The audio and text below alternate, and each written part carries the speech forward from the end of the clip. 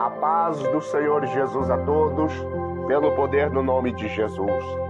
A palavra de hoje, meus irmãos, para a oração do meio-dia, livro de Efésios, capítulo 4, versículo 13 e 14, que diz: até que todos cheguemos à unidade da fé e ao conhecimento do Filho de Deus, a varão perfeito, à medida da estatura completa de Cristo, para que não sejamos meninos inconstantes, levados em roda por todo vento de doutrina e pelo engano dos homens que com astúcia enganam fraudulosamente. Aleluia, meus irmãos. Louvado seja Deus. Bendito seja o nome do Senhor para sempre. Meus irmãos, esta palavra que foi dada hoje pelo Espírito Santo veio através de uma visão, meus irmãos, noturna, da qual o Espírito Santo comunicou comigo. E esta mensagem de hoje, ela tem como um tema, meus irmãos, muito profundo. É a mentalidade cristã, onde Deus ele vai mostrar algo profundo para você.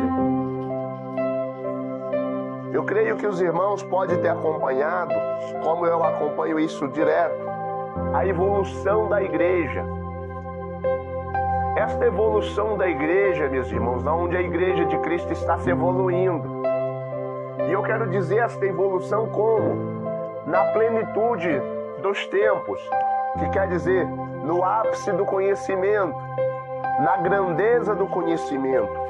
Aonde esta igreja, meus irmãos, ela tem desfeito de muitos rudimentos de Cristo e tem abraçado muitos rudimentos do mundo, com o intuito de trazer pessoas para dentro da casa de oração. Só que o intuito, meus irmãos, que eu vejo é diferente. Eu vou começar pregando esta palavra com aquilo que Jesus diz. Vamos começar aqui. A estatura completa de Cristo. Ou seja, um homem que vai estar semelhante a Cristo.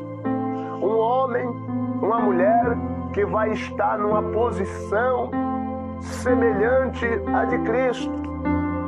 Agora eu queria que vocês imaginassem Jesus Cristo, Cordeiro de Deus. Jesus ele fazia qualquer tipo de aliança com o mundo, ou antes com as suas palavras ele trazia as pessoas do mundo, vinham até Jesus. A palavra diz que vinham até Jesus, entravam na casa que Jesus habitava. Publicanos, que era considerado pelos religiosos da época, os publicanos, eles eram considerados pessoas imundas, pessoas que não poderiam ter a glória de Deus sobre elas. Vinham até Jesus meretrizes, mulheres pecadoras. Vinham até Jesus homens mais indignos e cruéis. Vinham até Jesus, mas eles não voltavam da mesma forma que eles vinham. Porque Jesus, ele tinha a palavra de Deus sobre a sua boca. E quando Jesus abria a sua boca e pronunciava as palavras, o coração daquelas pessoas se quebrantava. E elas ouviam aquilo que Jesus estava transmitindo. E quando elas ouviam, elas guardavam nos seus corações e elas iam embora com um pensamento de mudança. Muitos publicanos deixaram o ato de cobrar impostos. Que publicano quer dizer cobrador de impostos. Uma pessoa que cobrava impostos e que cobrava de forma injusta. Se o imposto, vamos supor, era R$10 por semana, eles cobravam 20. 10 era para...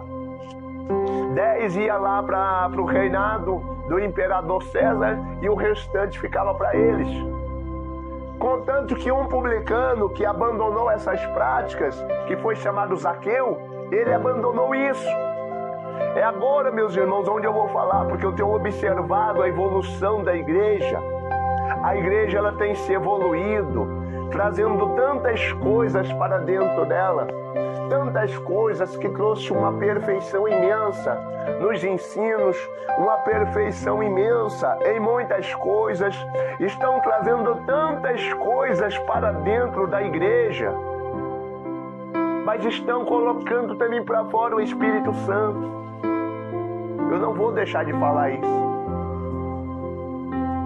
Deus chamou para que nós venhamos pregoar a palavra como ela tem que ser pregada.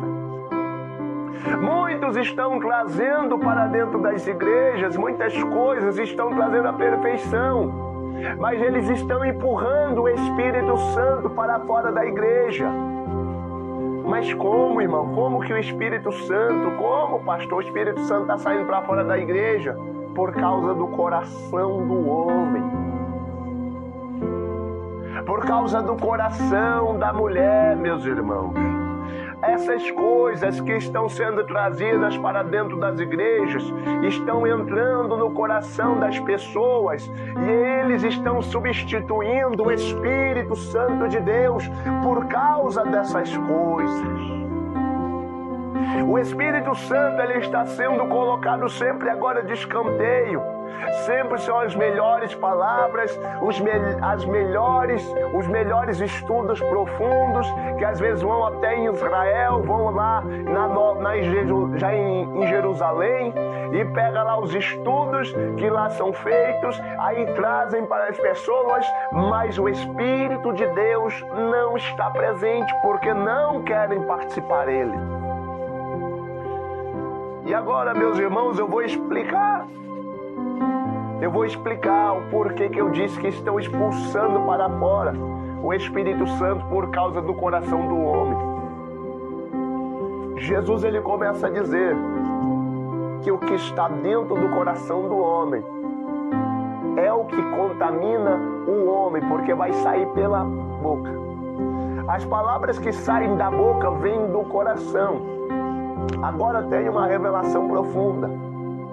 Agora vem uma revelação profunda. Que o que está no coração do homem está manifesto no corpo. Aquilo que está no coração do homem está manifesto no corpo. Ou seja, ele vai fazer com o corpo dele. Ele vai fazer aquilo que está dentro do coração com o corpo dele. O corpo dele vai ser o instrumento de ação daquilo que maquina o coração.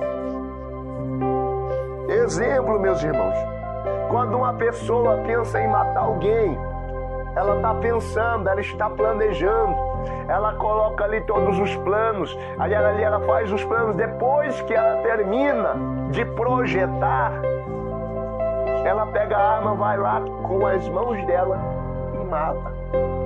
O corpo do homem reflete o que está dentro do coração. O corpo do homem, o corpo da mulher, ele está refletindo o que está dentro do coração. É por isso que esta evolução que está tendo não está vindo do Espírito Santo. Está vindo do coração do homem, por isso que o Espírito de Deus está indo embora. Por isso que o Espírito de Deus está indo embora e tem muita gente que quer se compactuar com isso, quer consentir com as coisas do coração humano. E aqui, meus irmãos, nós estamos falando de palavra de Deus, que nós não podemos ser meninos inconstantes, levados por qualquer doutrina, por qualquer ensino. Ah, não, a Bíblia está falando que fulano fez isso e ciclano fez aquilo. Ah, não, a Bíblia está falando que isso pode ser aquilo. E as pessoas começam a pegar vários tipos de referências bíblicas para poder aprovar uma obra carnal, para poder aprovar aquilo que está saindo do coração da pessoa. Não é uma coisa para a glória de Deus, é uma coisa que está no coração da pessoa em querer fazer aquilo. Não é o Espírito de Deus. Não é, meus irmãos. E quando eu tive esta visão, e eu acordei, e eu abri a palavra, porque até em si eu não sabia o que estava escrito nesta palavra, não por não saber, mas por não lembrar, porque fazia muito tempo que eu já havia lido este capítulo. Quando eu abri, eu pude entender o que o Espírito quer transmitir para nós. Por isso essas coisas, meus irmãos, esta evolução dentro da casa de Deus não é o Espírito Santo. É obra do coração humano. E o Espírito está na porta das igrejas já a ponto de sair. O Espírito Santo já está a ponto de sair porque ele está enojado. Ele não aguenta mais ele ver ele ser desprezado pelas pessoas. Nós temos que fazer isso para trazer irmãos para a igreja, nós temos que fazer aquilo para os irmãos vir para a igreja, ouvir a palavra. O que nós precisamos fazer, meus irmãos, é orar, é jejuar, consagrar nossa vida ao Senhor, entregar-nos de corpo e alma e espírito para o Espírito Santo. E então um milagre sobrenatural vai acontecer. A palavra do Senhor, meus irmãos, se refere a isso. Eu vou dizer aqui algo rapidamente. Eli era um sacerdote de Deus. E ele, sabendo de todos os erros de seus filhos, mesmo assim ele deixava os seus filhos administrando o sacerdócio. Ele sabia do erro de seus filhos. Ele sabia o que os filhos deles estavam fazendo errado. E o que eu quero dizer, meus irmãos, é porque muita gente fala, mas Deus está operando aqui. E por Deus estar operando aqui, então está tudo bem. Não, meus irmãos. Eli, sabendo da má fama dos seus filhos, sabendo o que seus filhos faziam, uma mulher chamada Ana veio e orou. E ele falou, vai conforme a tua palavra. E conforme ali a oração que Ana fez, ela concebeu e deu um filho. E aquele filho foi colocado ali naquela casa para ser criado por Eli.